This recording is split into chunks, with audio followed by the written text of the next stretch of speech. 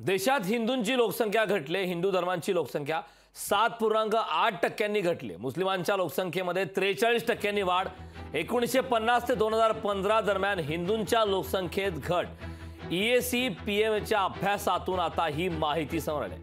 1950 ते 2015 दरम्यान देशात हिंदूंची लोकसंख्या सुमारे 8% घटली आहे, तर याच कालावधीमध्ये देशात मुस्लिम लोकसंख्या 43% वाढल्याची माहिती आहे। पंतप्रधानांच्या आर्थिक सल्लागार समितीच्या रिपोर्टमधून आता हा दावा करण्यात आला आहे।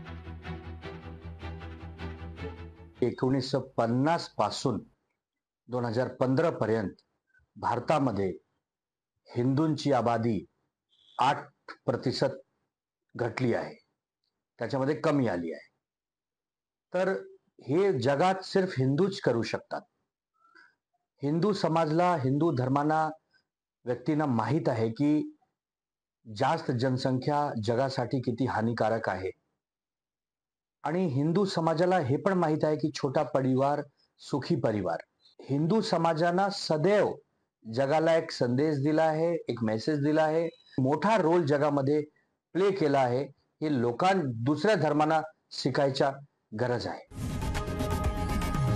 लोकशाही मराठी ऐका, पहा, जागरूक रहा।